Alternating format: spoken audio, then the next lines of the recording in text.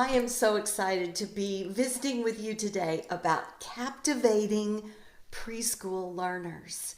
And I hope by the end of this presentation, you are excited and ready to go in teaching the youngest kids in the community. And before I get started, I do want to say that a lot of the things that we're going to talk about today apply to kids who are 3, 4, 5, even 6 and 7 year olds. So buckle in because we're going to have a good time talking about captivating preschool learners. Let's get started. Today we're going to be talking about some strategies for captivating preschool piano learners, and we're going to be talking about some of the mistakes that I've made and some things that will be helpful along the way. A few weeks ago, I had a 6-year-old student who bounded into piano lessons, so excited to be there.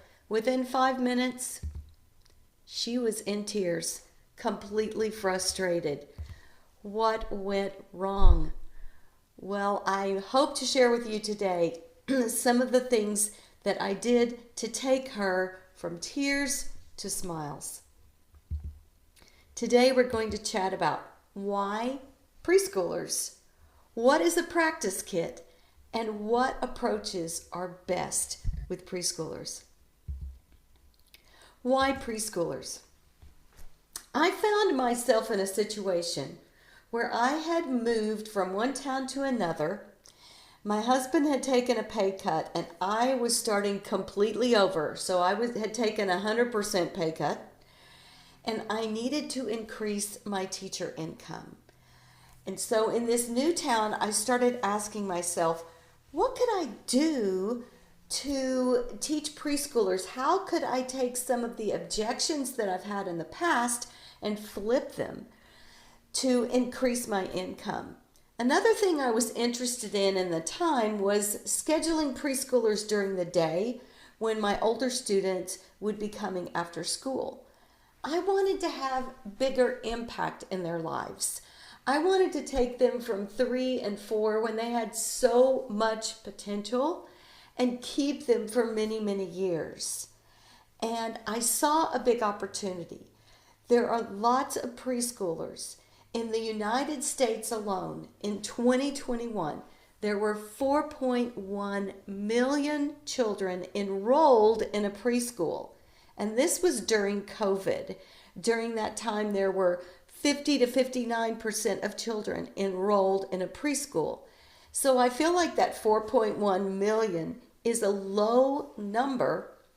And I know that every week I have parents who ask me about teaching their preschoolers because they see potential, they see their kids enjoying music, and they want to maximize this time in their students' life. So what are some of those obstacles in teaching preschoolers? Well, they have smaller hands. They have a shorter attention span. They have very active bodies. And they can't read. How can we overcome some of these obstacles? With smaller hands, I have found that if I use the longer fingers 2 and 3 in piano, and I start building technique and playing with those fingers, then I can expand to some other fingers. I don't want to have a 5-finger position where the fingers are spread. I want to be using something that's comfortable for them and then build their dexterity on that. With short attention spans, I have found that if I have several activities of a variety that are ready, I can pivot and help them to capture something new. With active bodies, we can use this to our advantage. We can take the active, squirmy bodies and we can use it in our teaching strategy, which I'll talk about in a little bit, to help us teach active children. When they can't read, we can use books that are written for them that have engaging pictures and few words. We don't want to use books that have a lot of instructions for adults or teachers and that distract children. We want to use books that are enriching and have illustrations that they love. We can use camps with preschoolers, and we can use videos, asynchronous lessons too. What are some overall approaches to young learners, to young kids? I have found that I used my training as a Kodai and ORF classroom teacher to help me when I started teaching preschoolers in my studio. I was trained as a Kodai and ORF teacher, and one of the things that we did was to take our objectives and go through these steps. We would use physical preparation, visual preparation, sound plus symbol, and we would use an ORF type approach. So what is physical preparation? It's using large muscles to help us move and create a sound cue with it. So some examples of this might be that we use our arms in big sweeping motions and go ooh, or we use our marching with our legs, big steps, and we create some large muscle movements with the sound that we're making to help our students to be able to understand the concepts. Then we're going to want to use a visual preparation where we make some kind of visual that is going to help our children associate that with a sound cue. It'll be something that they usually already know, a shape or a line or some kind of picture. And then if they're ready, we can use the sound and the symbol. And then what we need to keep in mind is that when we're actually playing an instrument, whether it's an ORF instrument or if it's the piano or if it's rhythm instruments, use an approach that I learned in ORF training, and that is to keep the movements at first vertical instead of clapping. So what I like to do up until second grade, if possible, is I like to use my lap a lot and tap on a steady beat, quarter, quarter, quarter, quarter. And it's so much more effective than clapping or even stepping to the beat. This is easier for young children. When they get this movement down, then I go to left, right, and if they're very adept at that, in elementary school we can go left, right, cross, left, right, cross. Now, using all of these type of movements is going to help us as we practice patterns, as we practice different concepts and sounds, and even as we go to playing ensembles and when we're going to play repertoire with the children. So, let's go to our next part that we need to talk about, things kids need to know. When I was a classroom teacher and I was getting my kindergarten curriculum ready, I was given these list of objectives from the state. Long and short, high and low, up and down, stop and go, loud and soft, fast and slow, same and different, and steady beat. Now to this list I have added finger numbers because those of us who teach strings and piano are going to need finger numbers. These are things kids need to know.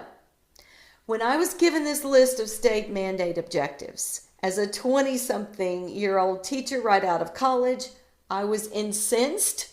I was ready to get on to normal music teaching, and why did I have to teach these things to kindergartners? They should already know them. Then I found out that they don't always know them. And even if they do know them, they need some review. It doesn't help that adults in their lives say things like, "Your voice is too low. Please speak louder. Please speak up." That is not what we're talking about when we talk about high and low pitch. So it can be confusing to children, and these are definitely things they need to know. What is a teaching framework for preschoolers? There are different approaches, and I've done all of these in combination. Teacher-led means that you have an objective and that you plan the lesson and you lead it and they follow along. Student-led means that they come up with something that they want to do and you follow along. Now, I have used this approach with my special needs students. I have a student who is online. He lives in Bermuda. I live in Oklahoma. I've taught him for 3 years and he has autism. And I have a deal with his mom where as long as he is engaged, I can take the lesson a little bit longer than 30 minutes. And even though he's only 6 and has some special needs, if he is locked in to what we're talking about and he's interested, we can go for 45 minutes, even almost an hour, because he is so engaged in what we're talking about. I have another girl who is 8 and she has severe dyslexia, and as long as I give her some guidance, I let her have some choices, and when she comes up with what we're going to do that day, the lesson goes really, really smoothly. So these type of frameworks are really good for kids with special needs and young kids. And lastly, repeat, repeat, repeat. Once you think they know a concept, keep going, because they probably need to do it at least one more time. So here is an exact sample lesson framework for you. The objective in this lesson is long and short sounds. And we have physical prep, we have more physical prep, and we have an option for cramped spaces. So here is the ideas that I have for you that are going to flesh out what we've been talking about. For long and short sounds, I would take some sidewalk chalk and I would go outside and I would say long, and I would draw a long line. And then I would have a short line and I would say short in a staccato voice. Then I would hand the chalk to the child and have them imitate me. Then I would go back and let's do some patterns, because kids love patterns. Long, short, and have them make up their own patterns, saying the sound cue. And while they say it and then they draw it, that is giving them actually a visual and a motor cue at the same time. After we've done that on the sidewalk, I'll say, let's go back and let's walk along the line. And we'll shuffle our feet and we'll say long, and then we'll jump on the short line and say jump or short. And then they experience the long and short with their feet. You can use washi tape if you can't go outside. You can use a marker board. You can put big pieces of butcher paper that you buy on Amazon, and you can put those on the floor. You can put those on the wall. And if you're cramped for space, you can just get out a piece of paper and some markers and make these long and short lines. This is one of the ways you can prep students physically. Then, the next lesson, you will use some visual cues and go over it again. Here are some long and short lines that I've drawn. Maybe I'll go to the instrument this time and we'll see our pattern. Long, short, and we'll do it on the instrument and we'll improvise. We'll make up our own patterns. And now we've had some visual prep along with our physical prep, and then we can introduce symbols, maybe half notes, maybe quarter notes, maybe whole notes. Now this is where my student I mentioned at the beginning was very upset. I was doing some rhythm games and drills with her, and all of a sudden she could not do the longer sounds and the shorter sounds, and I realized she didn't have enough preparation. So the next lesson, I went backwards and I did the physical prep with some washi tape, and I did the visual prep, and then we went back to the sound and symbol. And ever since then, she has loved rhythm. It's one of her favorite things. She's so confident in it. You see, it doesn't have to be all sequential. You can plan these lessons out and you can introduce concepts this way. It's beautiful to do it that way. But if you're like me, and maybe you realize a student has a gap in their learning and they need to go backwards, and in some spiral learning, they need to do it again, you can make up these games and use these activities as a review. And it works beautifully to have this type of lesson framework. But what if your best laid plans just don't work out? You need a practice kit, and the child needs a practice kit. And here are some things that I have had for my practice kit. These are great for online lessons, in-person lessons, asynchronous lessons, group lessons. I assemble this and I put it in a 3-ring binder. If my lessons are online, I mail it to the student. I cover the cost in my registration fee, and I ask parents to replenish the items when they are lost. Parents love this because they know that kids learn best with manipulatives. How you can use these?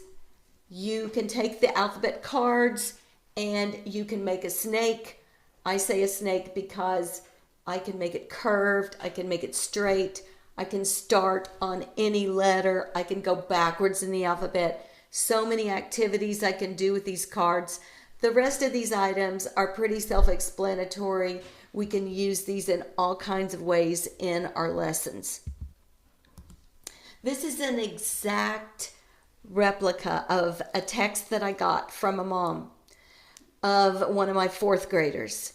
He had an assignment in school where he was to write about the novel Captain Superlative, and this was his essay. As you can see, Captain Superlative helped Paige and Kevin. Captain Superlative is helpful, friendly, and generous, all characteristics of a hero. Heroes can be found anywhere. A hero in my life is my piano teacher, Miss Kay. Miss Kay made a difference in my life because she accepted me as a student when I was 3 years old. Miss Kay is a hero, just like Captain Superlative. I can't tell you how this brought me to tears to think that a child would be so appreciative of me taking them on as a preschooler. You have these same opportunities too. You can make a great impact. You can show affection, kindness to these little students, and you can use your flexibility to teach them. By using these models and these approaches, your students will learn and thrive. I hope if you have any questions, you reach out to me. Here's my email, k@pianomusicforkids.com. I would love to help you with your preschool students, and I hope you have a blast with the youngest students in your community.